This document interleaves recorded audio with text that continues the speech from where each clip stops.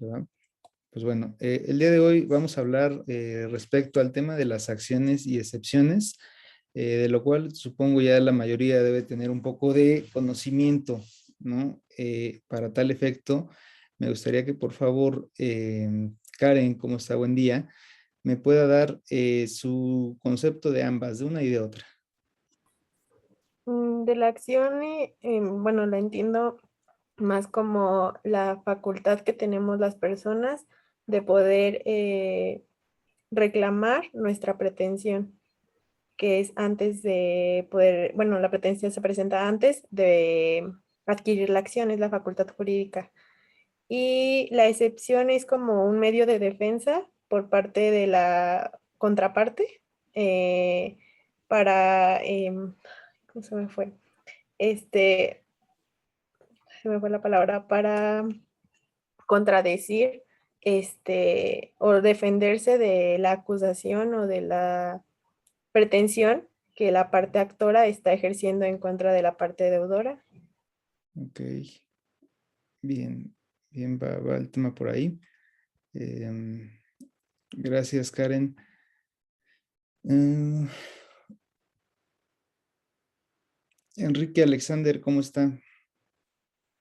Sí, buenos días. Buen día. ¿Algo adicional a su compañera de lo que manifiesta respecto de las acciones y excepciones conforme a los conceptos propios?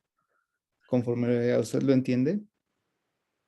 Ah, pues yo creo que solamente agregaría que en las acciones, pues es para llevar a cabo un proceso en la materia jurisdiccional de una persona contra otra, ya sea para reclamar o para exigir algo a cambio. Y dentro de la excepción, pues sería lo que ya mencionó antes mi compañera, el prohibir o el parar este proceso por una falta que se haya cometido dentro de la acción o de la pretensión. Ok, bien, gracias, Enrique. ¿Alguien adicional que quiera hacer algún comentario al respecto de manera voluntaria, previo a que de inicio está este apartado? Isabel, ¿le escucho? Sí, yo quiero hacer sobre la excepción, que habíamos dicho que uno de sus fines era hacer que la acción pierda eficacia y que la demanda pierda eficacia y destruir la pretensión de pues quien demandó en un primer momento. Y es que esto se puede hacer mediante la alegación de atipicidad o de causas de justificación. Ok, muy bien, Isabel, perfecto. Yuri, ¿le escucho? Sí, buenos días. Lo que yo recuerdo de la sección es que nos comentó que es un medio de repeler una problemática. Y de la acción, lo que se me quedó más grabado es que es un medio para llevar a cabo la pretensión. Ok, bien, gracias. ¿Me recuerda su apellido, por favor? Guzmán Ibarra. Gracias. Santiago Chávez. Sí, maestro, pues ya nada más para complementar lo que mencionaban ya mis compañeros, pues la acción es ese derecho subjetivo mediante el cual se va a hacer valer nuestra pretensión ante el órgano jurisdiccional. Y yo recuerdo que la profesora Elizabeth nos hablaba acerca de que la excepción tiene la idea de atacar la acción de la otra persona, pero no el objeto de la acción, sino la improcedencia, digamos, procesal de la misma. Ok, muy bien, Santiago, efectivamente. Y por último, Ana Karen, ¿le escucho? Sí, sobre la excepción, la maestra nos había explicado que era como el medio de defensa de una persona que ha sido demandada y que existen diferentes tipos de excepción, como por ejemplo las de incompetencia del juez por la cuantía o diferentes cosas. También había mencionado legitimación procesal, que es en donde una persona no acredita ser quien, me parece, tiene el poder para denunciar. También la de litispendencia, que es cuando ya es cuando el sujeto demandado ya puede ser objeto de otro proceso iniciado con anterioridad. Y el de prescripción del delito, me parece. Ok. Sí, por la pérdida de un derecho por el simple transcurso del tiempo, ¿no? Bien, correcto. Pues bueno, ya únicamente sería por, como se los había comentado, llevar a cabo una pequeña reseña de esta parte ya para que les pueda quedar un tanto, pues claro, ¿no? Ustedes ya vieron de manera reiterada que la acción es el poder para iniciar la actividad jurisdiccional, ¿no? Nos dicen que es el poder de presentar y mantener ante el órgano jurisdiccional una pretensión jurídica, postulando una decisión sobre su fundamento y, en su caso, la ejecución de lo resuelto. O sea, básicamente, la acción es un derecho subjetivo que tenemos los gobernados para acudir ante un órgano jurisdiccional y poder reclamar una pretensión con la finalidad de que se aperture un procedimiento y se obtenga una sentencia respecto de esa pretensión, ¿no? Digo, básicamente pues ya lo habían comentado en las sesiones anteriores, ¿no? Bueno, hay que citar un tema que es el concepto que tiene el maestro Valle Favela en cuanto a la acción. Él nos dice que es un derecho subjetivo procesal que se confiere a las personas para promover un proceso ante el órgano jurisdiccional, obtener una sentencia sobre una pretensión litigiosa y lograr en su caso la ejecución coactiva de la sentencia. Por ejemplo, supongamos que hay un delito, se lleva a cabo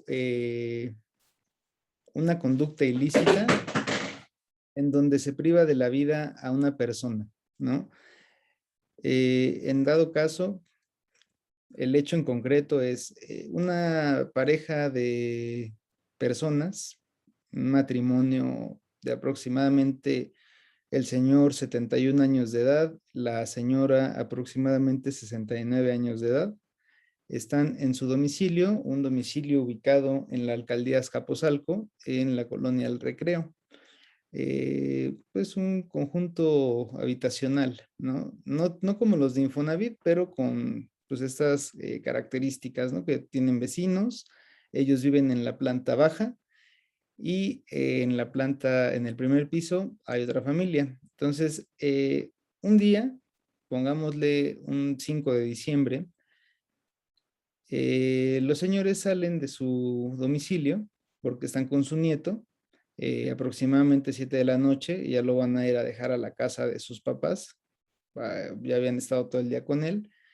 Y sale el señor, va hacia el estacionamiento, se dirige hacia el estacionamiento, y la señora igualmente sale, pero se queda rezagada porque va a cerrar la puerta, ¿no? Su casa, y lleva de la mano al nieto. Entonces, cuando de pronto empieza a escuchar, pues así como gritos, ¿no? Así como, pues palabras de una voz masculina en tono de reclamo. Entonces se acerca al estacionamiento y observa que se encuentra la persona, que es una de las personas que está ahí, es su vecino que vive arriba, el cual se encuentra discutiendo con su marido, con su señor esposo, ¿no? Con el señor de 71. Esta persona tiene aproximadamente 63 años de edad y hay referencias de los vecinos que es una persona agresiva, ¿no? De hecho, ya ellos habían tenido altercados anteriores con esta persona. De pronto se empiezan a hacer ahí de palabras. La disputa es porque el de 63 años le empieza a decir que por qué se le queda viendo. El de 71 le dice, pues yo lo único que quiero es respeto. Y el señor le responde, yo no te voy a respetar, tú quién eres, y le empieza a soltar ahí una serie de palabras altisonantes, ¿no? En ese momento llega el hijo del señor de 63 años, vamos a ponerles ahí unos nombres, el señor Rolando es el señor grande y el señor Bruno es el hijo. El hijo tiene aproximadamente 34 años de edad, entonces pues están ahí discutiendo ya se va el señor Rolando. Vamos a ponerle al más grande, al esposo de la señora, que se llama el señor Manuel, ¿no? Entonces el señor Manuel discute con el señor Rolando ya se va, cuando de pronto el hijo, el señor Bruno, le dice, ya dale de una vez, ¿no? Es la expresión que utiliza. En ese momento el señor Rolando se quita los lentes, porque usa lentes. Ahora sí que los mayores de edad, en este caso, ambos traían lentes. El señor Rolando se quita los lentes, se los da a su hijo, se aproxima hacia donde está el señor Manuel, y le propina un golpe, le suelta un golpe con el puño izquierdo, el cual entra de lleno a la mandíbula izquierda del señor Manuel, lo cual le produce que pierde el equilibrio, ¿no? Al perder el equilibrio, pierde un poco la conciencia y cae al piso.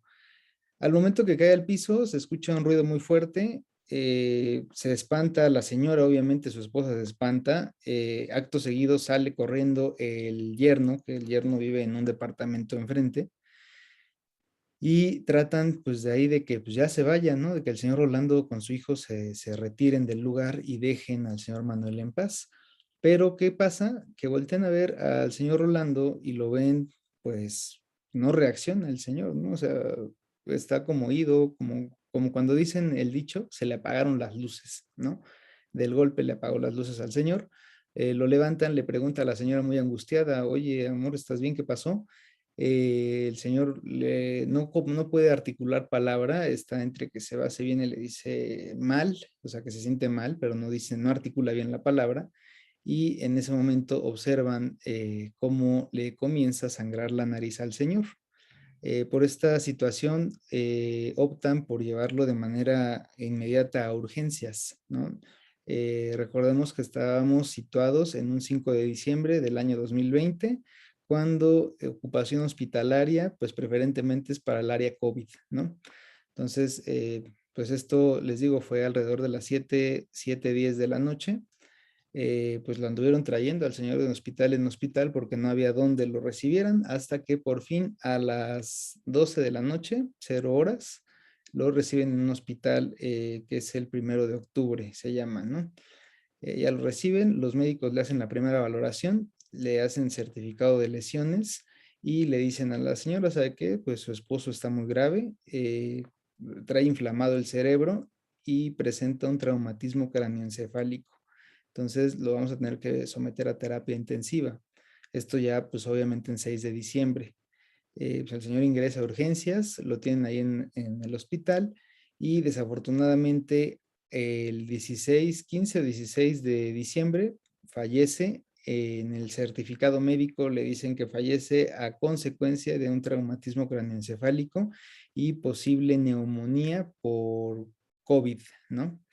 Entonces, obviamente, pues inicia, pues ya la carpeta se había iniciado por lesiones, las lesiones dolosas se habían clasificado como lesiones que ponen en peligro la vida, y al morir la persona, pues el delito se reclasifica y se vuelve homicidio doloso. ¿Ustedes recuerdan cuál es la diferencia entre un delito doloso y un delito culposo conforme a sus clases de penal?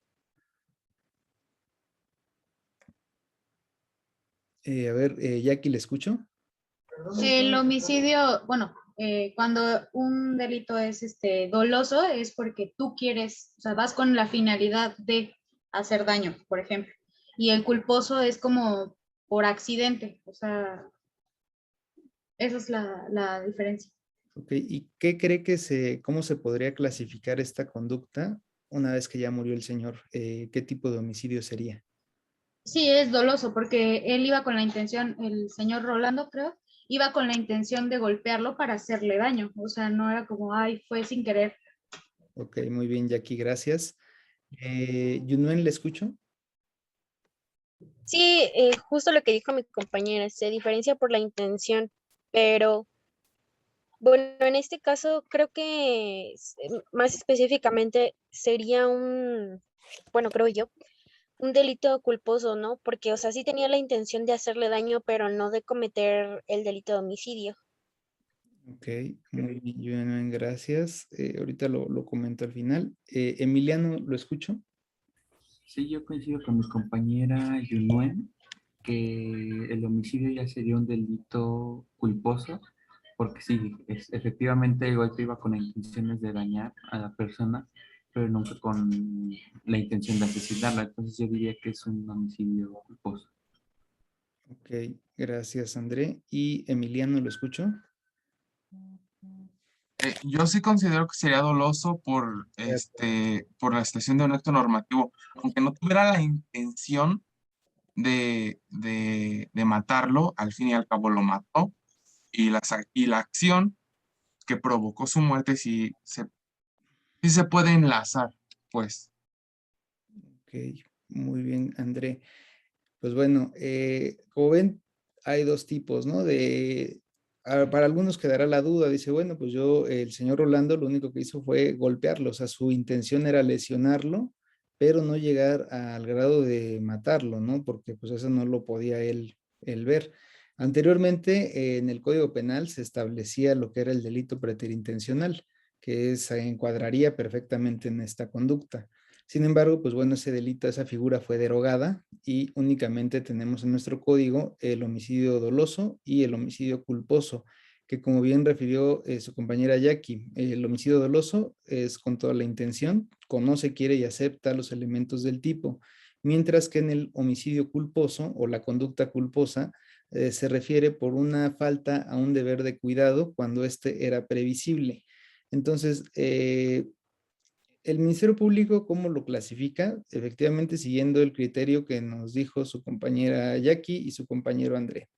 Lo clasifica como un homicidio doloso eventual, ¿no? Un dolo eventual. El criterio y el razonamiento es de que dicen, bueno, pues el señor tenía toda la intención de lesionarlo, ¿no? De precisamente afectar su salud. Y con esto no le importó lo que pudiera resultar de esa lesión, ¿no? ¿Por qué? Porque no cabría un homicidio culposo, porque tendríamos que situarnos en que el señor Rolando violara un deber de cuidado, algo que hubiera sido previsible y él por no haberlo hecho, por no haber tomado las previsiones necesarias, pues hubiera podido evitar el resultado. En este caso, pues no aplicaría un homicidio culposo, no se puede hablar de eso. Diferente sería el caso cuando dicen es que la persona se subió a su vehículo e iba en un estado de ebriedad que no podía con su existencia, ¿no? Entonces ahí sí hay una violación a un deber de cuidado. Si el señor no hubiera manejado, no hubiera producido un resultado después. Pero en este caso, pues no hay un deber de cuidado como tal. Entonces la intención pues es directa. Entonces, bueno, se clasifica con un homicidio doloso o homicidio doloso con dolo eventual simple. No le meten agravantes. Probablemente, digo, si el Ministerio Público se hubiera puesto o la asesoría jurídica se hubiera puesto ahí lista, le hubieran agregado un agravante, la cual es la ventaja, ¿no? De cuando una persona la agarran de imprevisto y no puede defenderse, entra ahí un agravante. Entonces, pues bueno, se lleva a cabo la investigación. En el mes de agosto se gira la orden de aprehensión y ese mismo mes la cumplimentan. Cumplimentan por los dos, tanto por el señor Rolando como por su hijo Bruno. ¿Qué participación le dan al hijo? Le dan la de instigador, porque dicen que con la mera expresión de decirle, pues ya vas o ya dale, algo así le dice, con esa mera expresión se señala que él facilitó la conducta, le instigó al papá para que la cometiera. Entonces, los dos vinculados a proceso con medida cautelar de prisión preventiva oficiosa, obviamente. Aquí a lo que voy, porque dicen, bueno, y todo este tema, ¿hacia dónde vamos? Precisamente es por una cuestión, supongamos que ya se lleva a cabo la etapa de juicio y que los señores fueran sentenciados, ¿no? Sentenciados por homicidio doloso a la condena de 20 años cada uno. Ya ahí tendríamos, dentro de esta acción, vemos cómo el Ministerio Público ejercitó una acción penal pública, ¿no? Porque es del ámbito público, ese derecho subjetivo del gobernado, en el cual se encuentra la tutela al bien jurídico que es la vida. Para poder llegar a la sentencia, se tuvo que llevar a cabo todo el procedimiento ante juez de control y posteriormente ante el juez de oralidad.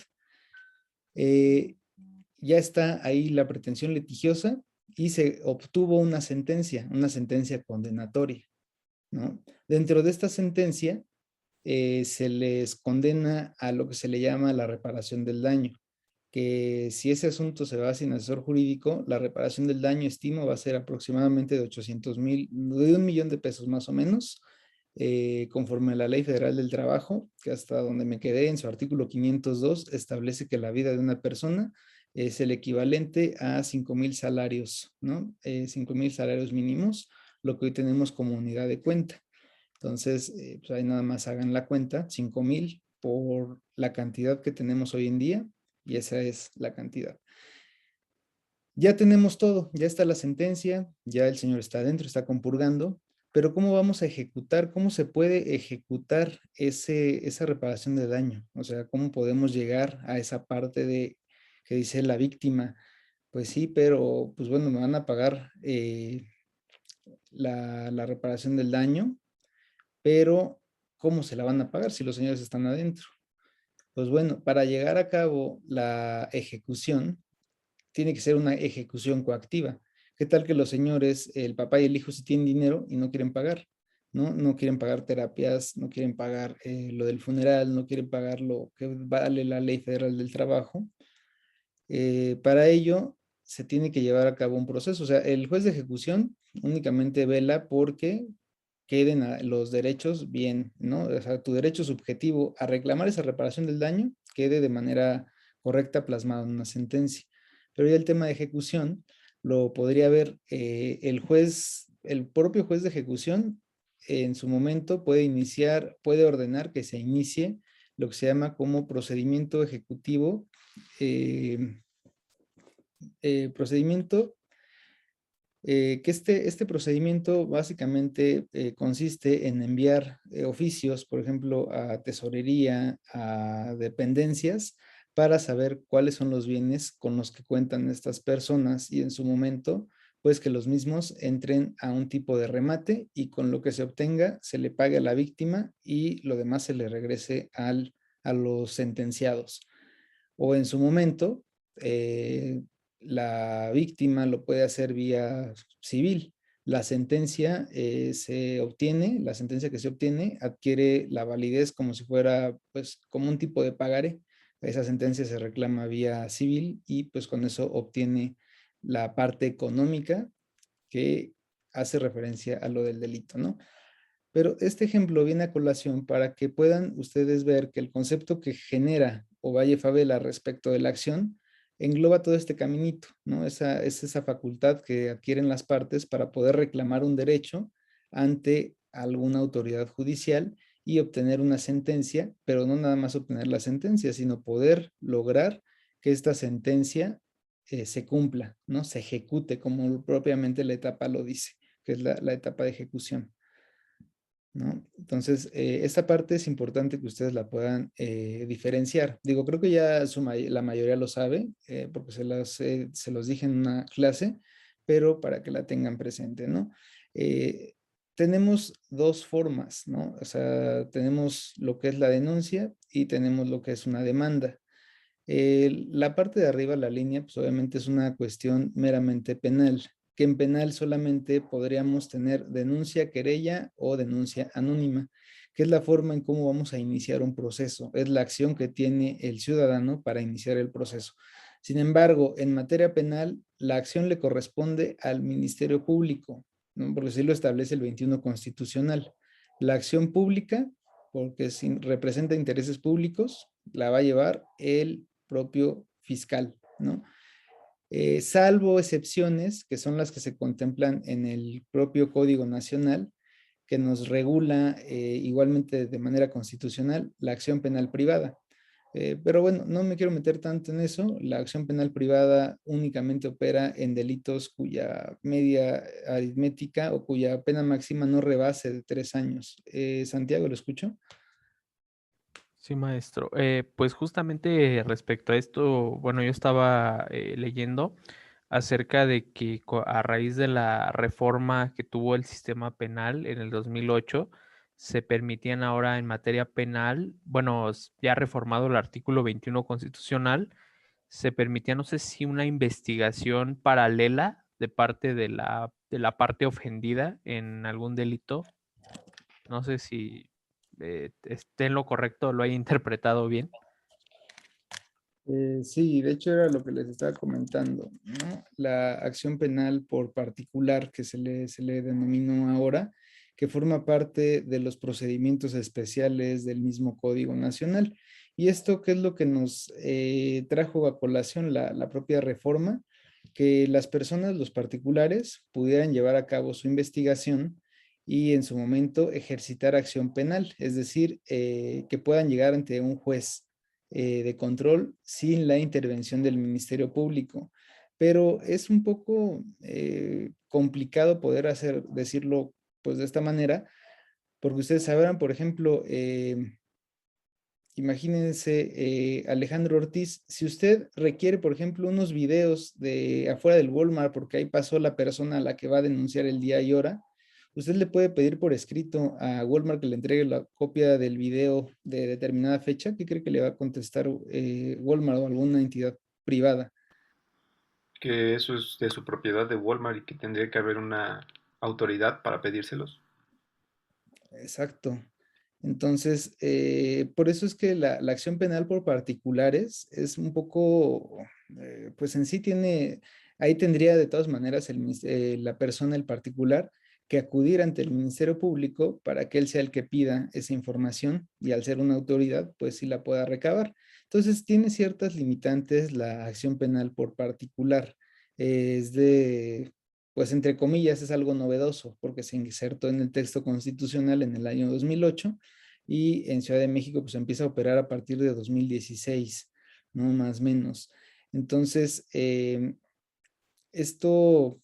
la penalidad es algo que limita demasiado a poder llevar a cabo una investigación particular, porque únicamente estos delitos que pueden llevarse son aquellos que no excedan de 3 años de prisión. El delito, pues, por ejemplo, podrían ser unas amenazas, tal vez, delitos, pues, de bajo impacto realmente. Entonces, ¿ustedes creen que una persona, un particular, cuánto vas a gastar en una investigación privada, ¿no? En estar llevando a cabo registros, pagarle, pues, a fuerza tiene que llevar a su asesor jurídico, pues, el cual le va a pagar para que al final del día, cuando se ejercite acción penal, el delito sea de 3 años y no tenga pena privativa de libertad, ¿no? O sea, que la pena privativa de libertad, pues es sustituible por alguna salida alterna. Entonces, pues ha habido mucho tema ahí con esta parte de la acción penal privada, pero es mejor, por eso dicen, mejor opto por irme al Ministerio Público y que él lleve la investigación. No gasto tanto dinero y puedo obtener probablemente reparación del daño y sin desgaste personal, ¿no? Entonces, probablemente en un futuro se puedan agregar algunos otros delitos o igual si la propia sociedad advierte que esta figura no se utiliza, la misma se termine derogando o le pase lo que sucedió cuando estaba la figura de los ¿cómo se llama? Del jurado, ¿no? Porque ya teníamos la figura del jurado en Código Penal, pero nunca se utilizó. Entonces, pues optaron por sacarla del sistema. Pues si no vas a utilizarlo, pues lo quitas. Entonces, acción penal privada, pues tiene ciertas complejidades. Al día de hoy, en el ejercicio profesional que llevo, no me ha tocado ver a alguien que nos busque para llevar a cabo una acción penal privada, ni tampoco me ha tocado defender algo similar. Entonces, son muy pocos, pero pues ahí está la cuestión, ¿no? Entonces, enfocándonos únicamente al ámbito público, al ámbito penal, tenemos lo que es la investigación, no todo el procedimiento penal. Entonces, recuerden, denuncia o querella es para el tema únicamente penal. No se vayan a equivocar con mencionar otra situación. Denuncia o querella, hasta ahí. Independientemente que en el ámbito civil utilicen términos similares, ustedes quédense, denuncia es para lo penal y demanda es para lo civil, lo mercantil, lo familiar. e incluso para el amparo, ¿no? O sea, yo promuevo mi demanda de amparo y ahí puedo, aunque sea un amparo penal, puedo llamarle demanda de amparo penal. O sea, esa no tiene problema. Pero lo que sí no es la denuncia. La denuncia siempre va a ser del ámbito delictivo. Hay un delito, hay que denunciar. Hay un incumplimiento de contrato, hay que demandar. Recuerden igual para el divorcio, pues el divorcio dicen que es, el matrimonio es un contrato, ¿no? Entonces vamos a abarcarlo de esa manera. Se demanda el resarcimiento de un contrato, el cumplimiento de un contrato igual o de una obligación, ¿no? Entonces, no creo que haya tanto tema por la diferencia entre uno y otro, o si tendrán alguna duda o alguna inquietud respecto de estas dos denominaciones. No, profesor. Ok, gracias, Karen. Bueno, seguimos, ¿no? Digo, más o menos ahí les puse de manera muy breve procedimiento. Es denuncia, se lleva a cabo una investigación inicial, lleva obviamente sus fases, no las metí. Etapa intermedia, cuenta con 2 fases, escrita y oral. Etapa de juicio, cómo se conforma la misma y una sentencia, ¿no? Que es con lo que termina.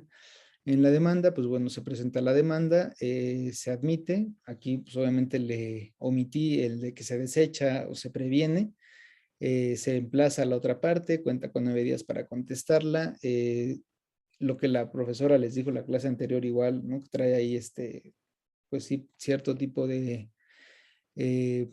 secuelas para llegar a la audiencia de desahogo, preparación de la prueba y posteriormente ya pasar a lo que es pues la valoración del juez y emitir su sentencia. Entonces, pues todo va llevando un procedimiento hasta que pueda culminar con una sentencia, ¿no? Que es a lo que se busca, es la finalidad como tal, poder llegar a la sentencia respectiva.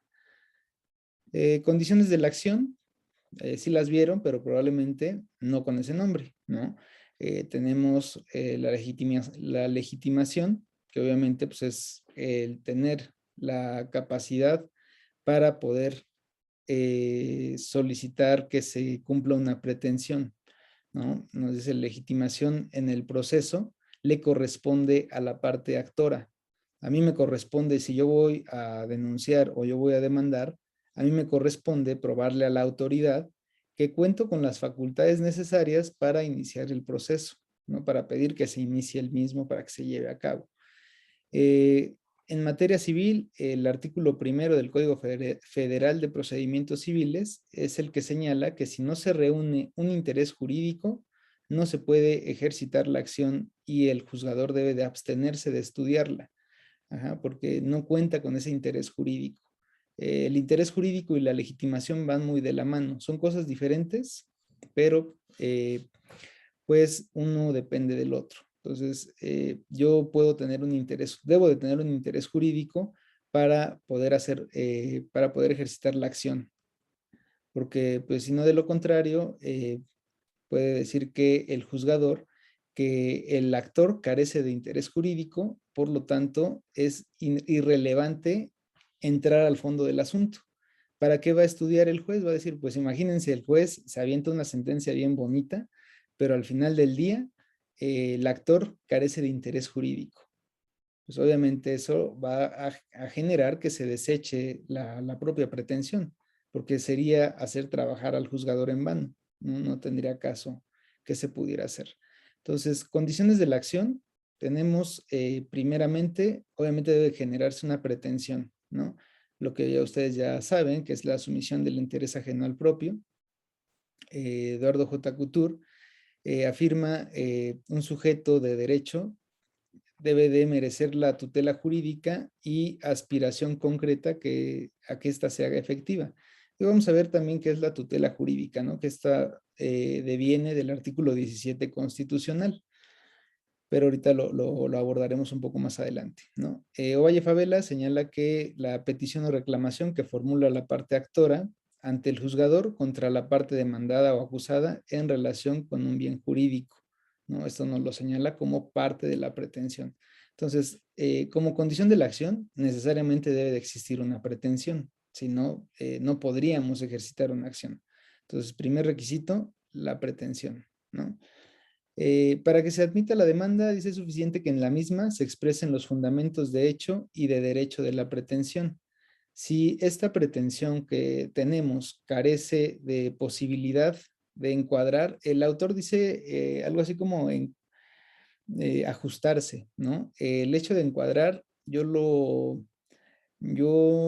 señalo este concepto porque creo que es un poco más entendible, ¿no? Si mi pretensión no encuadra dentro de lo que señala la ley, no puede ser admitida y el juzgador puede resolver que el actor probó los hechos en donde basó su pretensión, pero se desestima por no encuadrar la pretensión. Dice, por ejemplo, si yo quiero realizar una acción donde requiera el pago, pero ese pago es indebido porque deviene de un negocio ilícito, pues obviamente yo no puedo demandar, ¿no? Por ejemplo, que diga, pues es que celebré un contrato, desde ahí estaría mal, ¿no? Celebré un contrato en donde yo me comprometo a pagarle a mi contraparte una prestación de dinero consistente en 200,000 pesos a cambio de que durante un mes, cada semana, me esté surtiendo sustancias psicotrópicas o sustancias tipo marihuana, tipo coca, etc., ¿no? Y yo voy y trato de demandar esto ante un juzgado, pues obviamente no va a proceder, ¿no? Porque aparte de que es ilícito el objeto de la compraventa, la pretensión no encuadra, ¿no? Yo no puedo ejercitar una acción de pago si la misma se encuentra fuera del orden normativo. Entonces, para que pueda proceder la acción, su segundo requisito es que la pretensión se encuentre dentro del marco jurídico, ¿no? Bueno, esas son principalmente sus características, ¿no? Por el tipo de resolución, vamos a tener acciones, la clasificación de diversas maneras, ¿no? Las vamos a tener declarativas, hay una acción declarativa, porque el juez le va a solicitar una sentencia donde se elimine la incertidumbre en torno a la inexistencia o la existencia de una relación jurídica. Tal como pudiera ser, solicito que se declare nulo un contrato o que se declare la falsedad de un documento. Entonces, lo único que estoy solicitando es que se declare el documento como falso o inválido, la invalidez del mismo. Pero no le voy a pedir al juez que se meta al fondo del asunto, ¿no? Únicamente por eso es que es declarativa. Lo único que solicito es que se pronuncie el juez respecto si es válido o es inválido el documento o lo que estoy solicitando, ¿no? Tenemos acciones constitutivas en donde se le pide al juez que se constituya, modifique o extinga una relación jurídica, ¿no? Puede ser la disolución del vínculo matrimonial, la terminación de un contrato, ¿no? Entonces estoy pidiendo que termine una relación jurídica en las acciones constitutivas. Acciones de condena, la parte actora le va a solicitar al juzgador una sentencia en la que ordene a la parte contraria a llevar una determinada conducta. Lo podemos ver propiamente en el proceso civil, ¿no? Donde se busca que la otra parte me pague un dinero o bien que se le ordene realizar la escrituración de un inmueble a mi favor porque yo le pagué y ya no me quiere escriturar, pues ahora lo demando. Ajá. O incluso para el tema del ámbito penal se utilizan pues estas acciones de condena. ¿Qué es lo que se busca? Que se repare el daño, que la persona no quede impune, que se le imponga una sentencia, o bien que la misma obtenga una absolución y en este caso sigue siendo acción de condena aunque la persona obtenga su libertad. Entonces, esta es otra de las formas en las que se clasifican las acciones, ¿no? Entonces, esto lo señalan que estas acciones de condena nos dan lugar a un proceso de conocimiento donde el juez va a conocer cuál es la pretensión litigiosa, qué es lo que las partes están solicitando y les va a dar la oportunidad de que prueben su dicho y que una vez que lo prueben puedan emitir una sentencia. Entonces, para algunos autores, este tipo de acciones son meramente lo que nos interesa dentro del proceso propiamente dicho, ¿no? Constituye la parte esencial del proceso. Reclamo algo, trato de probar mi derecho, alego y posteriormente me resolverá la autoridad a través de una sentencia, ¿no? Y esto es lo que se señala como una parte toral del proceso. Tenemos también acciones ejecutivas. Dentro de estas acciones ejecutivas se señala que son aquellas que a través de un documento se puede ordenar una realización coactiva, ¿no? De un derecho, el cual se encuentra reconocido en un título. Esto pues, es muy común en los títulos de crédito, ¿no? En los pagarés o en las letras de cambio, en donde se les dice, en materia civil me parece que se les conoce como el auto de execuendo, en donde desde el inicio de la demanda yo solicito, conforme al Código Mercantil, que se lleve a cabo un embargo, ¿no? O sea, y esto se hace al emplazar a la otra parte. Yo presento mi demanda ejecutiva mercantil porque tengo un título de crédito que me permite disponer de manera precautoria de ciertos bienes que garanticen el pago de la deuda durante o mientras dure el proceso. ¿Qué digo? Aquí es algo peculiar. Yo desconozco la materia civil, pero por ejemplo, podríamos hablar desde el ámbito jurídico. No redundaría un tanto en principios como presunción de inocencia o pues te estoy embargando algo, pero ¿qué tal que no te corresponde ese derecho? Y mientras ya afectaste un derecho de un tercero, ¿no? Pero bueno, la acción ejecutiva siempre ha existido. Una persona basta con que tenga un título de crédito, un título ejecutivo, para que con ello demande y al momento que se le emplaza a la contraparte, es decir, al momento que se le va y se le notifica, ya va el actuario para señalar bienes y se señalan los bienes que garanticen la deuda y estos quedan obviamente embargados. Puede que se le dejen en depósito a la misma persona, pero esta persona no puede hacer nada con esos bienes, no los puede ni rematar, no los puede vender, no puede hacer nada hasta que se obtenga una sentencia.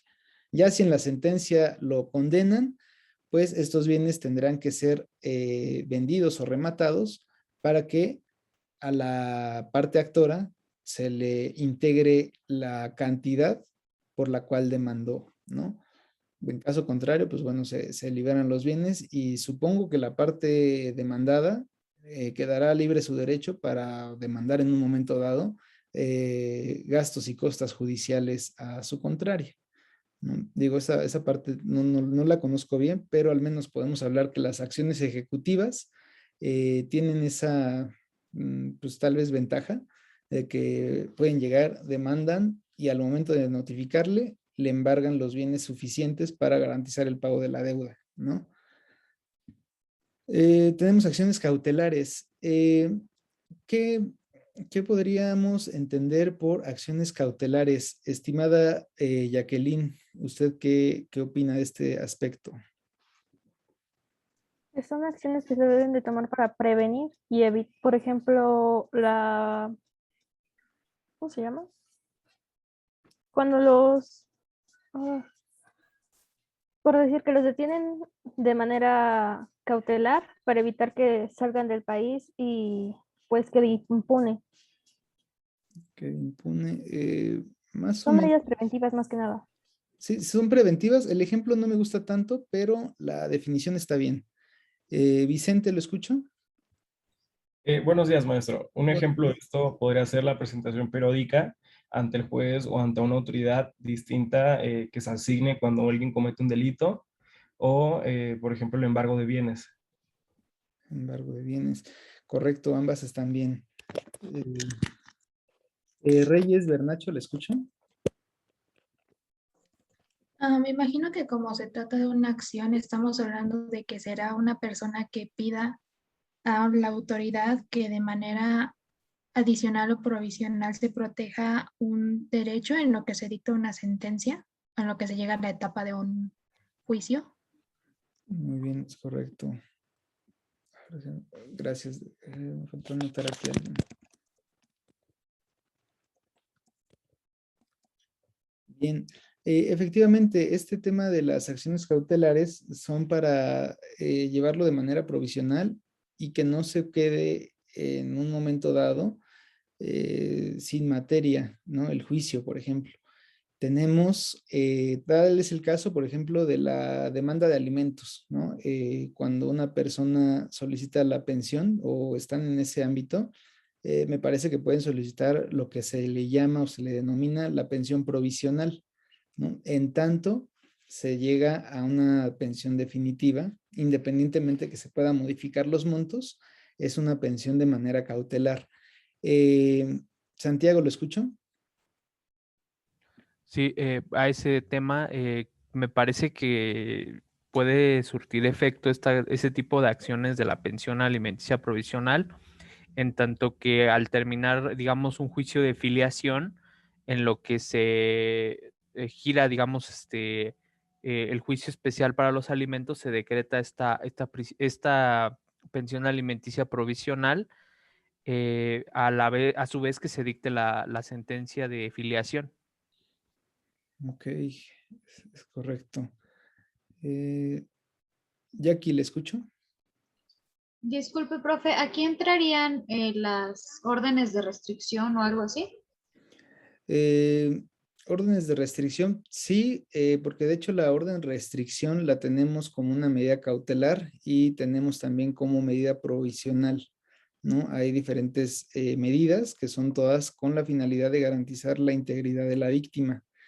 Entonces, la acción cautelar, como bien lo han señalado sus compañeros, es con esa finalidad de evitar que se pueda generar un daño. Ya hablábamos del tema del divorcio, ¿no? Por ejemplo, a ver, déjenme ver quién manda por ahí.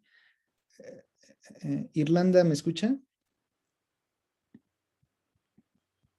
Sí, profe, aquí estoy. ¿Usted sabe qué es el amparo?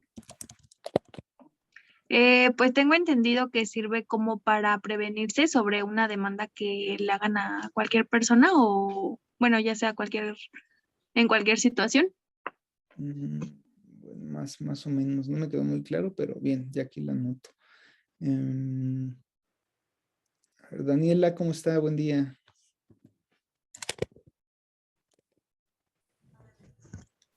Hola. La misma pregunta, ¿sabe a qué se refiere el juicio de amparo? Cuando, ya que se da una resolución, no, bueno, no sé si no se considera como la correcta, entonces se mete el amparo para que se vuelva a abrir la investigación, ¿no? Bueno, les voy a comentar, digo, es un semestre inicial, digo, lo van a ver obviamente más adelante en la materia, llevan una materia específicamente de juicio de amparo, pero para que el día de mañana, si alguien les pregunta, van a decir, ay, miren, pues ya, pues sí le saben y ahí van, ¿no? ¿Qué es el amparo? El amparo es un medio de control constitucional, ¿no? ¿Por qué se le llama medio de control constitucional? Porque nos va a ayudar a defender la Constitución. ¿Contra quién nos va a ayudar a defenderla? ¿De quién hay que defenderla? Pues se defiende de los propios actos u omisiones de las autoridades, principalmente. También se puede interponer contra particulares, pero únicamente cuando el particular desempeña una función del Estado, ¿no? ¿Qué funciones del Estado puede desplegar un particular? A ver quién. Avi, Mande. ¿usted sabe qué función puede desplegar un particular como si fuera, o bueno, pues sí, qué función pública podría desempeñar un particular? ¿Qué función pública? Mm, o sea, como dentro del amparo. No, sí, en general, un particular qué funciones que le corresponden al Estado puede llevar a cabo. Por ejemplo, el Estado no se da abasto y le permite a un particular desempeñar un tipo de función. Ay, no sé, profesor. Bueno, no se preocupe. Bien, gracias. Luis, adelante, Luis Sánchez. Sí, sí, profesor. Bueno, yo tengo entendido que con que seas ciudadano y de nacimiento mexicano, puedes desempeñar cualquier cargo de función pública. No sé si está en lo correcto. Sí se puede, pero no es la pregunta que realicé, pero sí se puede hacer. Ok. Gracias, Luis. André, lo escucho.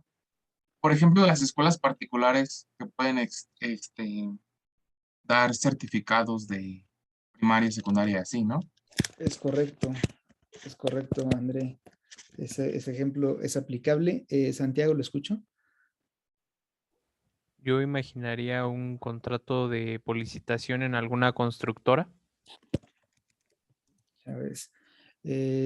Sí, puede ser, pero bueno, ahí nos podremos englobar a un problema ya más, bueno, no un problema, sino una terminología ya un tanto más compleja, la cual, pues bueno, no tendría caso ahorita decirles del interés legítimo, interés jurídico, para que pudieran demandar de forma colectiva.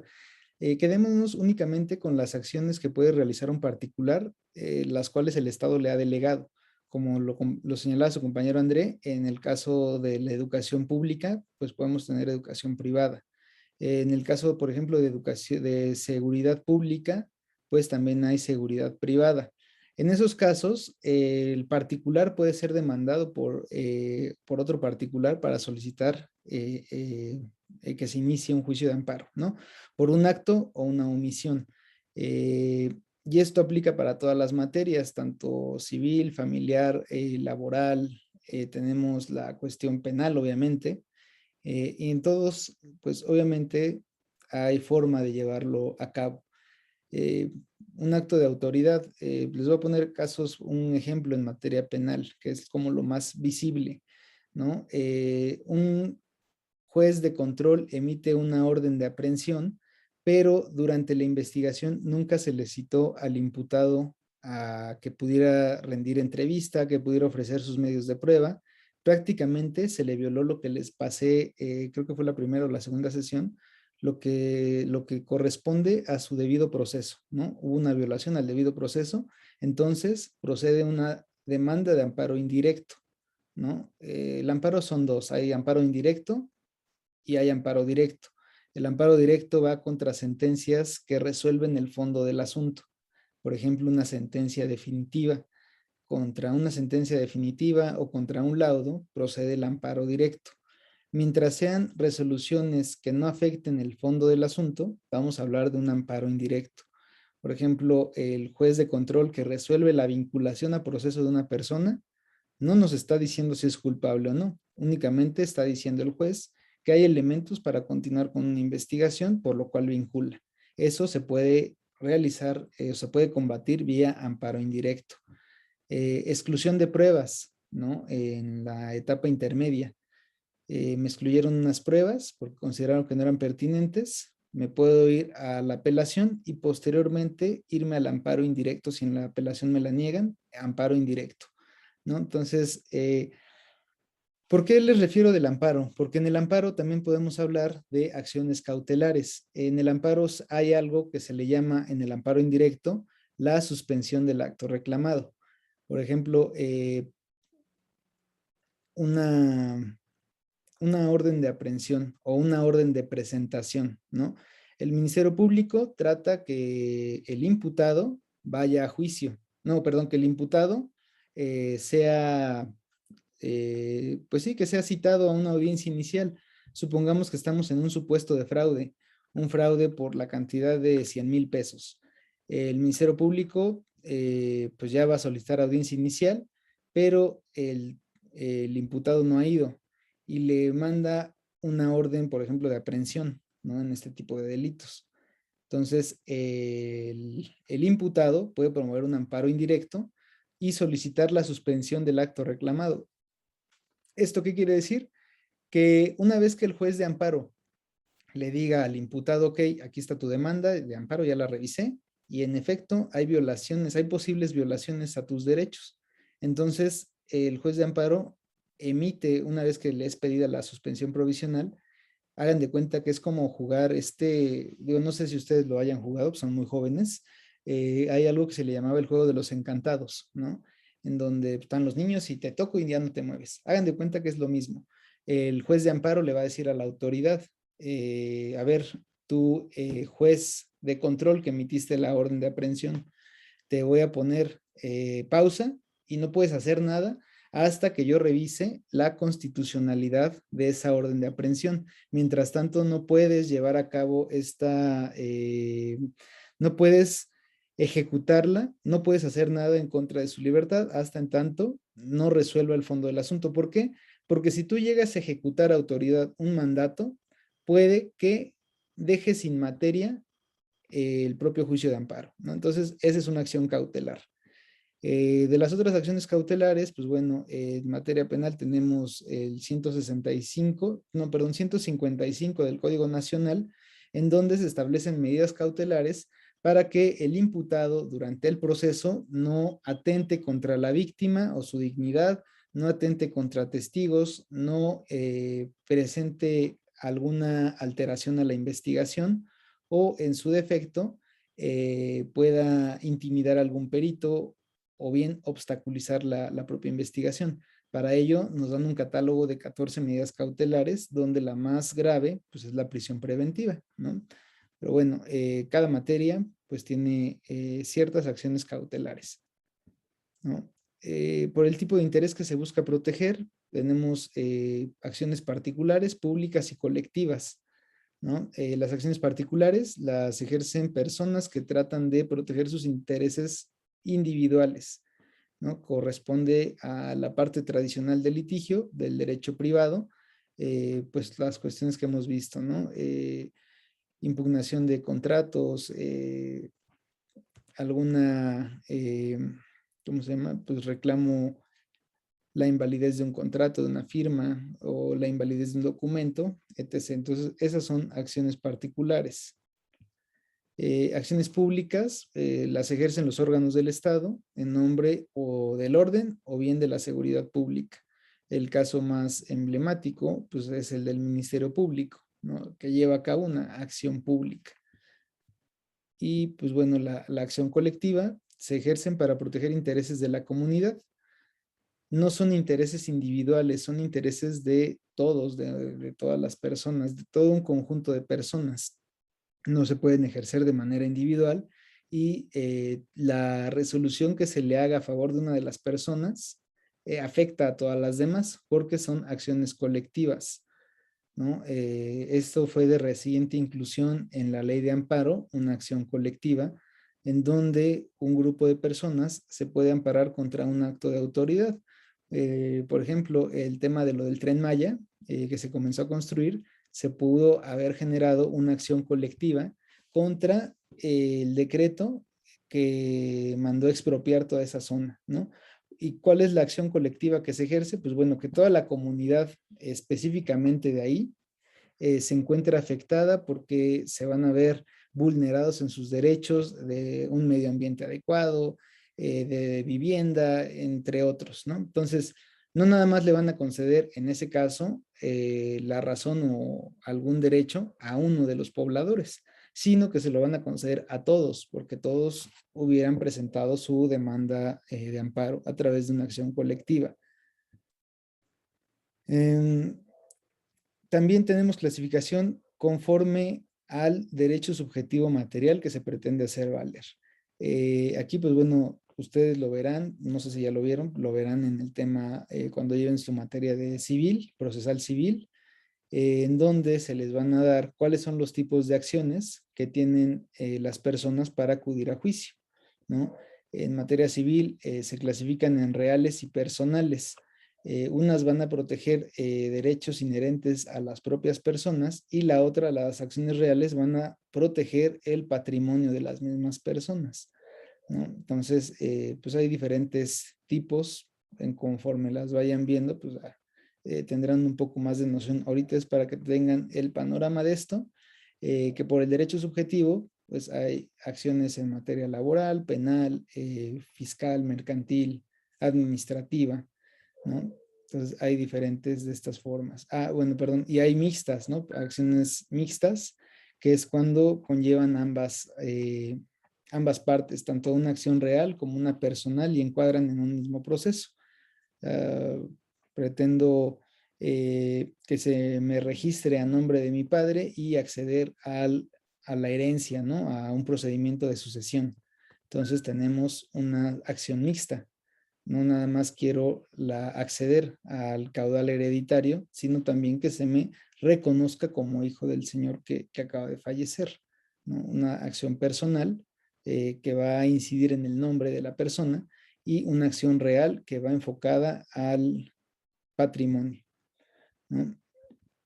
Bueno, pues ya de manera breve, las excepciones, como ya lo habían señalado, tienen que ver con el medio de defensa que se interpone ante una pretensión, ¿no? En el derecho romano se les denominaba exceptio y surgió en el proceso formulario como un medio de defensa del demandado, ¿no?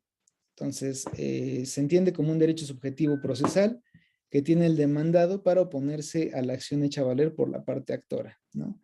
Un tipo de derecho de defensa, una defensa dentro del propio juicio. La excepción, tenemos excepciones concretas que se plantean frente a la acción, y hay diferentes tipos de excepciones, ¿no? Tenemos la falta de competencia, falta de legitimación procesal, excepción de litispendencia, excepción de pago también, por ejemplo. Estas, pues bueno, las estuvieron revisando, ¿no? Ya las mismas. Y bueno, por último tenemos la tutela jurisdiccional. ¿A qué hace referencia la tutela jurisdiccional? ¿O cómo la podríamos entender? A ver. Vanessa, ¿cómo está? ¿Me escucha?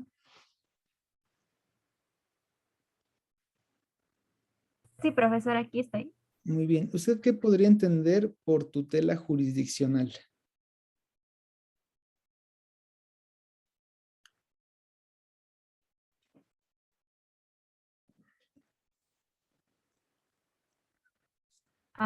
Pues,